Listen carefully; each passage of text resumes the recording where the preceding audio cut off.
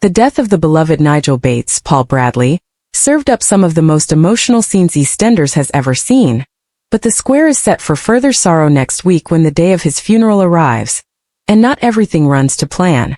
Mark Fowler Jr., Stephen Aaron Sipple, family become increasingly concerned after he goes missing, not realizing he has actually been kidnapped by his criminal associates for not paying back his debts. His absence threatens to derail Nigel's final farewell when Mark's dad and one of Nigel's closest friends, Grant Mitchell, Ross Kemp, finally gets wind of his whereabouts.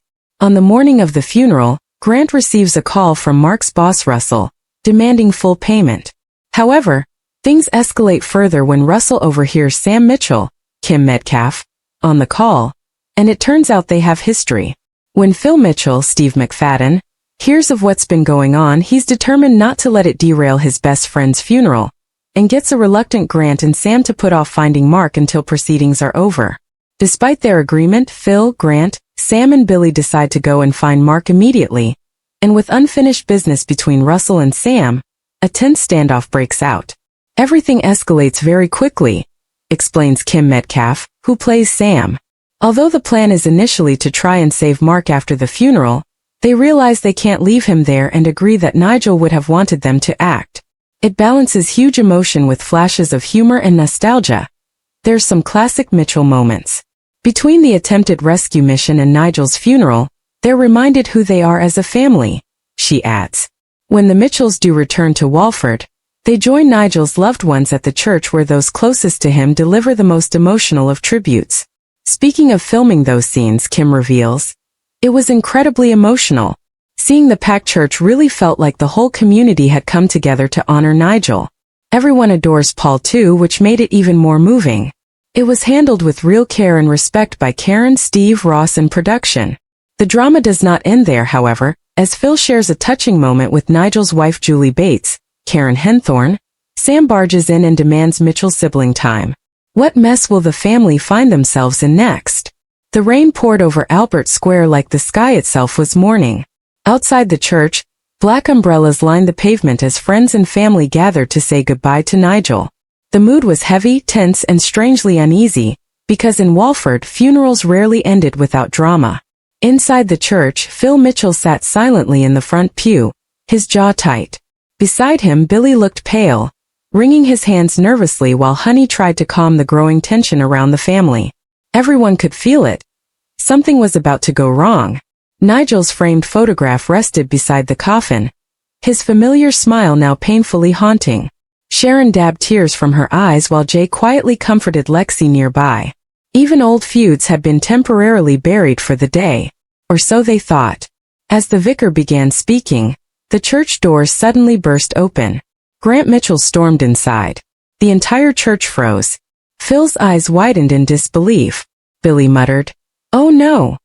under his breath as whispers spread across the room like wildfire. Grant looked furious, soaked from the rain and breathing heavily. But it wasn't grief written across his face, it was rage.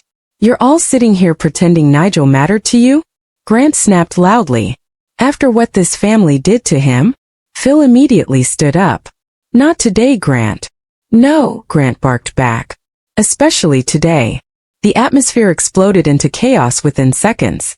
Honey begged the brothers to stop while the vicar awkwardly stepped aside. Mourners exchanged nervous looks as decades of Mitchell family resentment erupted in front of Nigel's coffin. Grant accused Phil of abandoning Nigel in his final months, claiming he was too wrapped up in his own problems to notice how badly Nigel was struggling. Phil's temper finally snapped. "You think you're some kind of saint?" Phil shouted. "You disappear for years and suddenly come back acting like family matters?" The argument escalated rapidly, voices echoing through the church.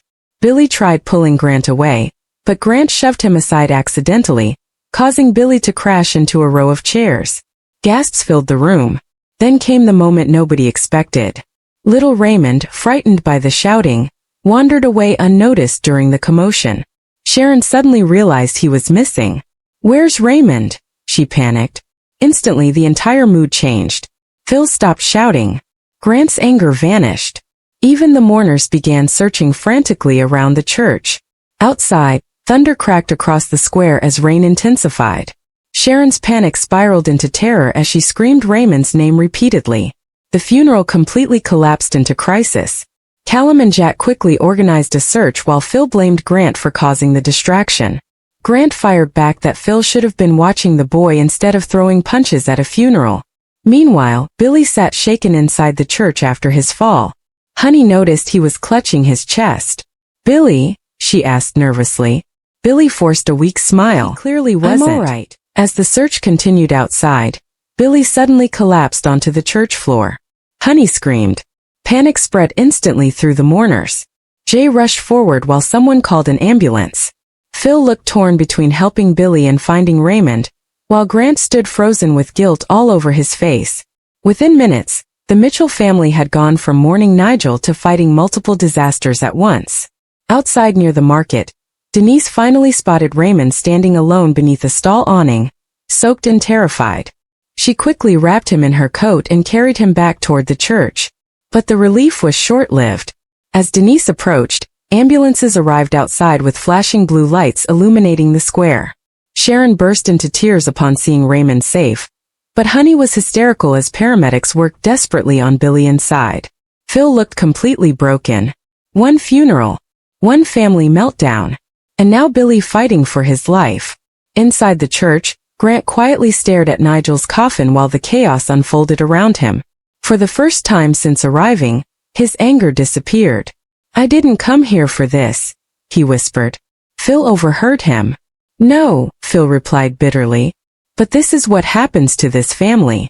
Every single time." The brothers shared a rare moment of silence, both realizing the Mitchell family was falling apart faster than ever. As Billy was loaded into the ambulance, Honey climbed in beside him sobbing uncontrollably. Jay promised the family he'd head to the hospital immediately. Sharon clung tightly to Raymond, refusing to let him go again. And Nigel's funeral? Completely abandoned. The church slowly emptied, flowers scattered across overturned chairs while Nigel's coffin remained alone at the front of the room. The service never finished.